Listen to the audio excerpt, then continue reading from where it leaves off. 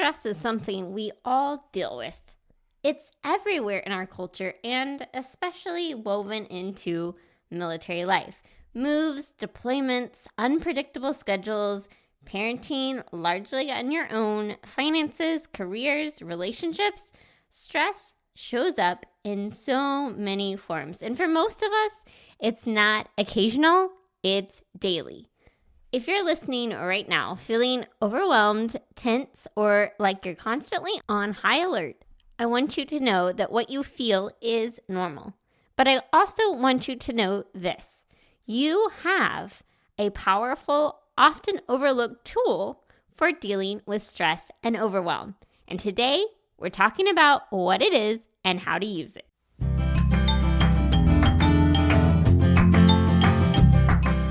Welcome to More Than a Milspouse, the podcast for military spouses who want to live with more meaning and less overwhelm. I'm your host, Christine, seasoned military spouse, mom of 3, life coach, and your guide to intentionally designing a life you're excited about as a military spouse. I'm here to help you get the clarity you need so you can get unstuck and unlock your purpose and potential. Because you, my friend, are more than a milspouse. You have something valuable to offer. And when you pursue the things that light your heart on fire, you trade frustration for fulfillment and isolation for a life of impact. It's time to discover who you are meant to be, because together we can change the world. Oh my goodness, it's kind of hard to believe that we are already getting close to the end of January. That's such a weird word to say, January. Anyways, I want to give a little bit of context to this episode. Now, if you listen to episode 258, when we talked about consistency, or if you've been a part of this podcast community for any length of time, you probably can figure out that I was really consistent with the podcast up until 2025. And then life happened and it was just not the most important priority for 2025. In 2025, I chose to focus on finishing the rough draft of my book. I chose to focus on completing my coaching certification. Both stretched me and asked a lot of me in terms of my time, energy, and attention. And like so many of you, I had to make choices about where my capacity went in that season. But what I learned through this process about stress, about boundaries, and about our body is exactly the conversation I want to have with you today. I actually wanted to have this conversation before we got into the holidays, and I just couldn't carve out the time to get this episode recorded and posted before the holidays got here. So here we are, January, end of January, going into 2026.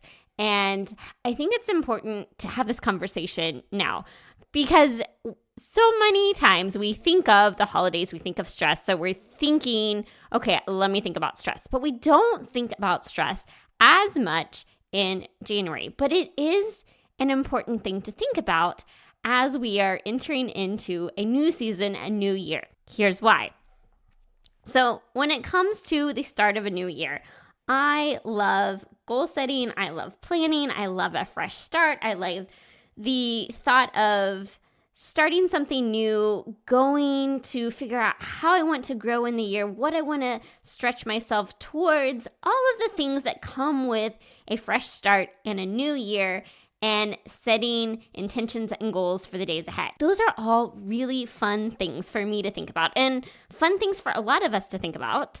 But the actual work of moving towards those goals, of making meaningful progress, of creating any kind of change in our life, that's where the rubber meets the road. That's where we have to get really intentional about how do we turn this not just into a resolution or a dream or a nice to have, but how do we make it a reality in our life? And that's where this concept of stress comes in, because what I've come to realize is that stress impacts our ability to change anything about our lives. Stress impacts our ability to reach our goals, to do the things that we want to do in our life. So if we're going to talk about goals, if we're going to think about establishing any new rhythms or routines, if we want to think about changing anything about the way that our life looks today, then we first need to have a conversation about stress. Now, we all know stress. We're all familiar with what stress feels like. In many senses, it's a constant companion in military life. When your spouse's schedule is unpredictable, that's stressful. When you're managing the household largely on your own, that's stressful. When you're unsure about finances, childcare, medical care, support systems, that's stressful. When you're arguing with TRICARE about covering your medical expenses, that is stressful. When you're far from family or you're feeling pressure from family, that's stressful. And yet, so often in the military community, what are we often told? You're resilient, you can handle it, push forward, you got this, right? But resilience without tools just turns into endurance. And when we don't know what to do with the stress we're experiencing, it doesn't just magically disappear or go away. It settles into our bodies. It gets stored in our bodies. And over time, stress doesn't just exhaust us, although it does that. It slowly disconnects us from who we are. And it has all kinds of effects on our body, on our ability to pursue our goals and dreams. For me, that reality hit hard in 2020 when my unaddressed stress landed me in the emergency room with shingles, because I had normalized pushing through, gritting my teeth, telling myself I'd deal with everything that was happening later. I just needed to keep going, put my head down, and get through all of the stress that was happening in my life. And my body eventually forced me to stop and pay attention to what the stress was doing to me. And that experience sent me down the path of understanding how stress actually works in the body and what we can do about it. Because the reality is that stress is not going away, right? Life is still demanding. Military life is always going to be unpredictable. It's always going to require us to be in situations that aren't necessarily easy, that aren't necessarily familiar or comfortable or easy to navigate. So most likely, we're all going to continue to experience stress. But what is possible for you and is possible for me is changing how we handle that stress, how we carry that stress, what we do with the stress we experience. And this is where your secret weapon comes in, because your body is a secret weapon in dealing with stress and overwhelm.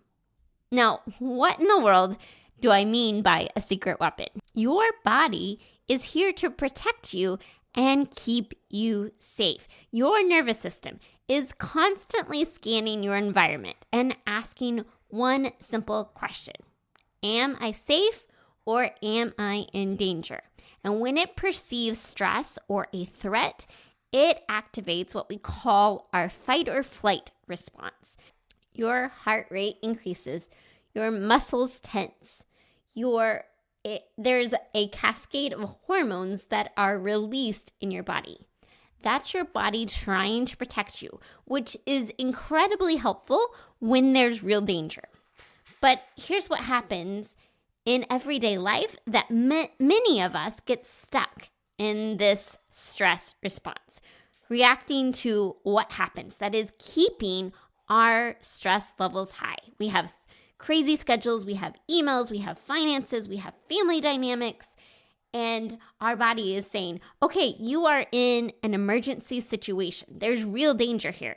And really, it might all be danger that is happening in our minds and not right in front of us at that moment.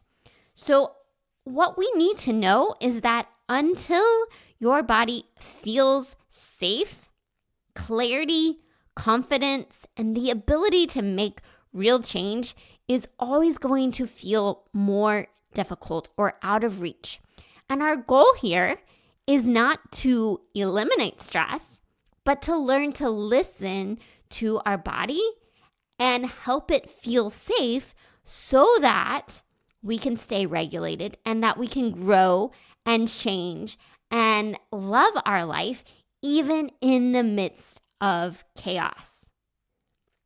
When you learn how to regulate your nervous system, you move from reacting to whatever happens to intentionally responding. You move from feeling hijacked by your circumstances to feeling grounded enough to choose how you show up. So it's really not about having our circumstances change or having life be less stressful. It's learning to listen to our body, who is trying to keep us safe, so that we can have a life that is moving us out of survival mode, even in the midst of the chaos and uncertainty of life. So a lot of that is all theoretical. Let me break this down and give you a simple example. Imagine a military spouse. We will call her Casey. She has 2 kids. Her partner is working long hours. She's managing school drop-offs and appointments and meals and the mental load of keeping everything running. One morning, they are running late to school and her child has a meltdown because they can't find their shoes. From the outside, it's just a stressful morning. But what's going on inside Casey's body?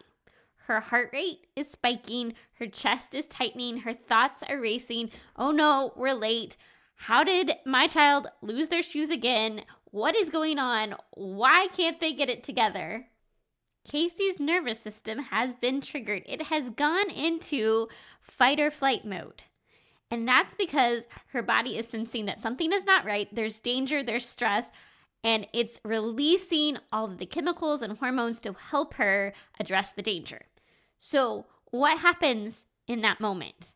Well, she has 2 options. She can react to the situation without thinking. She can raise her voice. She can rush out the door. She can carry that stress with her throughout the day and let it impact everything else because of what happened in that moment.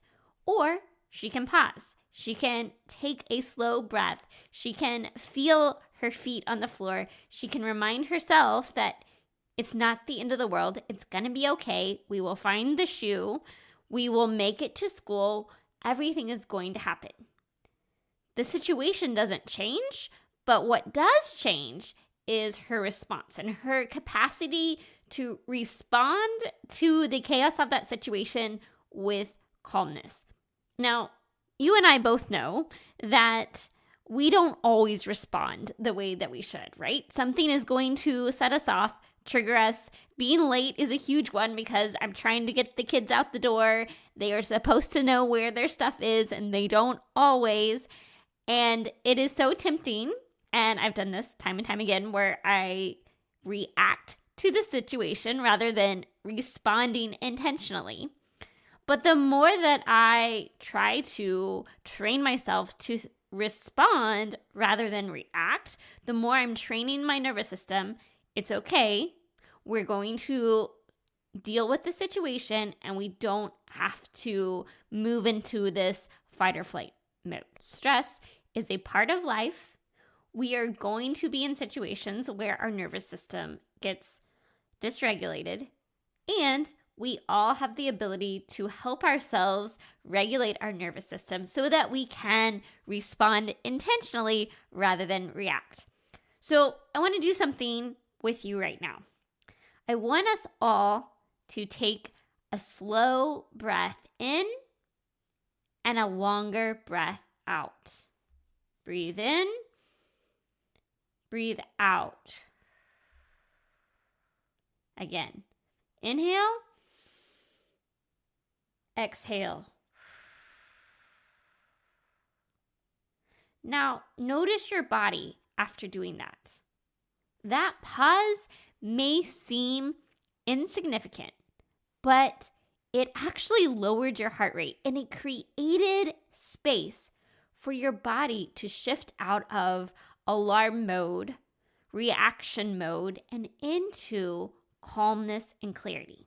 So if you don't know where to start in any situation, a great place to start is with your breath.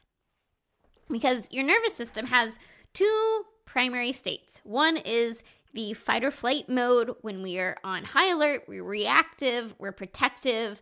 Our body is sensing something wrong, something danger, and it is preparing us to react and keep ourselves safe.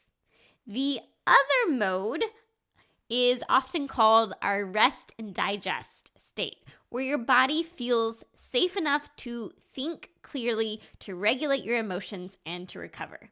And many of us live far too long in this fight or flight mode. And over time, our bodies start to think that this is completely normal. But when your nervous system is dysregulated, it makes change become incredibly difficult.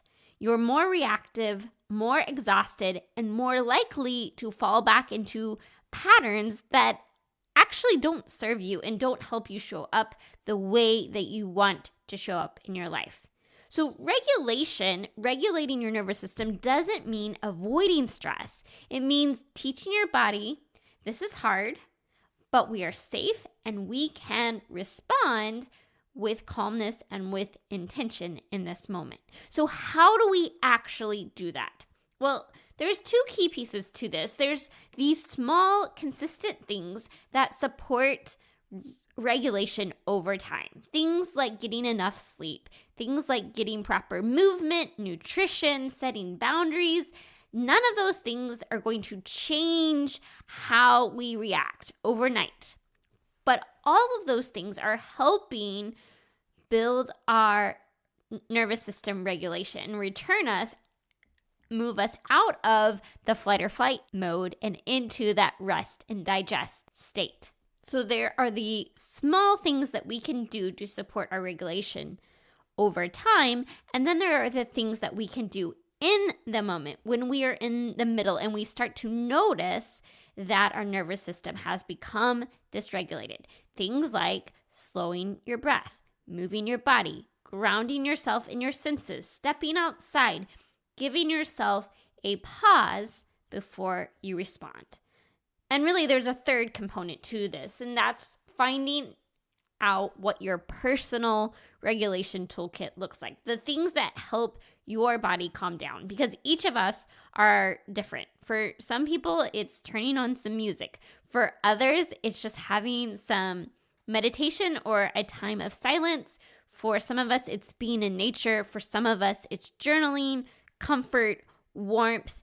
It's really figuring out what are the things that help me to move out of a heightened state of stress and be able to regulate my nervous system. We're going to talk a little more about this on the podcast next week. I have a conversation that I'm going to share with you that I did with Vimba Watson, where we talk about recognizing burnout as a military spouse, how we recover from burnout, and the importance of these daily actions that help us process and deal with the stress we experience. So you're not going to want to miss that episode, but here's what I want to leave you with today.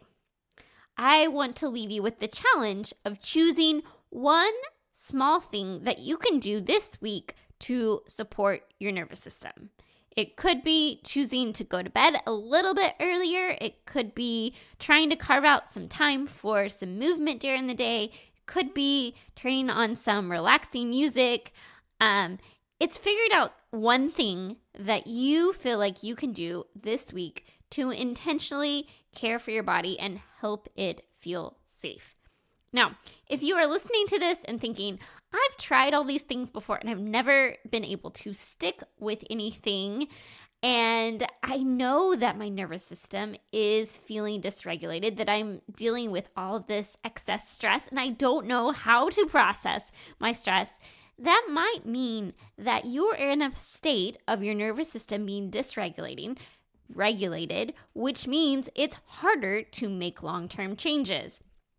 You might need a little more support in the process. Now, there are all sorts of ways to get support anytime you're trying to make a change. Finding a friend or someone who can support you in your journey is going to make a huge difference. This is where coaching can be incredibly powerful. Working with a coach can give you that space to slow down, to regulate your nervous system, and start noticing what's actually happening beneath the stress. The things that are actually triggering you, the patterns you keep repeating, what might be blocking you from moving forward. And so instead of trying to push your way into change, you can learn to create safety first so that clarity and aligned action can follow.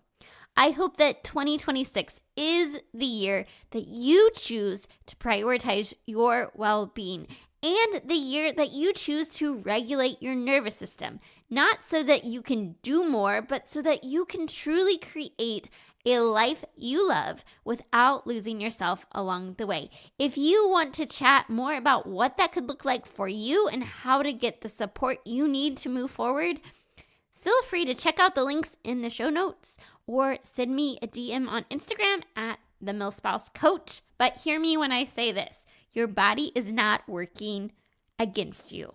Your body is your secret weapon. It's communicating with you and letting you know when something is off and when you need to give your body the support it needs so that you can create the life you really want.